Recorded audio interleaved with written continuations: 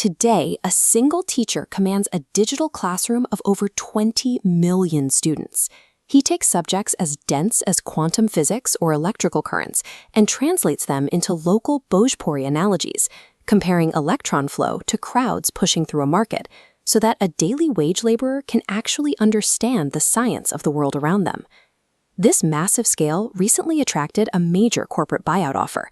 The number on the table was 107 crore rupees, generational wealth in exchange for his platform. He turned it down. Turning away from that kind of money requires a conviction built long before the viral fame arrived. It's the kind of resolve that only comes from a man who has already seen his primary dreams collapse. His current empire wasn't built on a business plan. It was built on a series of moments where the world firmly locked its doors and told him he wasn't good enough. His story begins in Gorakhpur, inside a family defined by military service. His father was an officer. His brother served as a commando. From childhood, his path seemed predetermined. He possessed a singular ambition to join the National Defense Academy. He spent his youth relentlessly studying, and against massive national competition, he cleared the grueling written exam. But at the final medical fitness test, his military career ended before it began. Doctors identified a physical anomaly, a crooked carrying angle in his arm. It was a permanent condition, and it meant an instant, irreversible disqualification. In the wake of that rejection, his family offered a pivot. If he couldn't wear the uniform, he could still serve the country by serving its people. Since the literal military was no longer an option, he turned his focus toward a different domestic front line, India's broken and inaccessible education system. He moved to Patna to begin teaching marginalized youth, but the city's challenges started long before he reached the classroom. While trying to find a place to live, he was repeatedly denied a rental room. Landlords turned him away the moment they learned he was Muslim. Facing this discrimination on the street fueled his mission inside the school. He resolved to create a space that was strictly inclusive, an affordable, high-quality center for students the rest of society ignored. His offline classes exploded. He gained local fame by blending deep empathy with storytelling that replaced academic jargon with the reality of rural life. But as his popularity grew, it attracted the attention of a traditional, profit-driven coaching conglomerate, setting the stage for a violent ideological clash. The management viewed the students as dhanda, a business.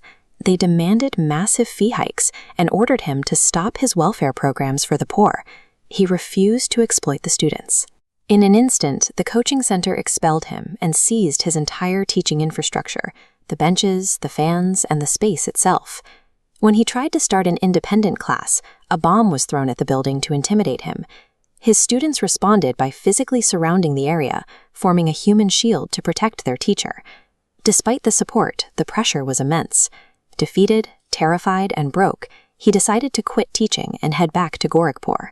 This chart shows his financial reality at the bus station. A ticket home cost 90 rupees. He only had 40. He didn't have enough money to even afford a retreat.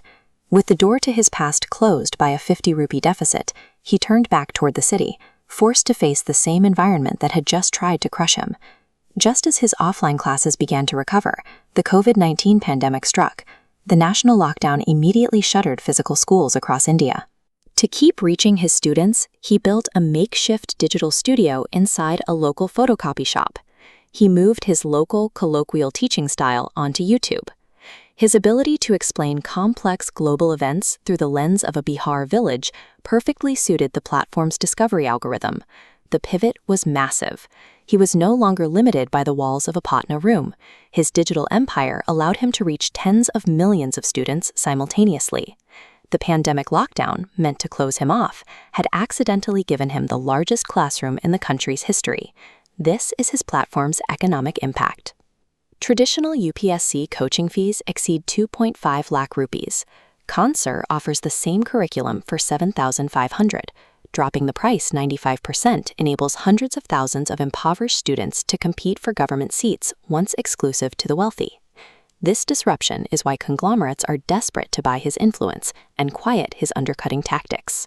Which leads back to the 107 crore rupee offer.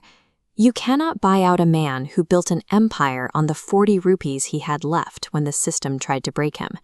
He didn't just become a teacher, he built an army of a different kind, finally fulfilling his dream of serving his country.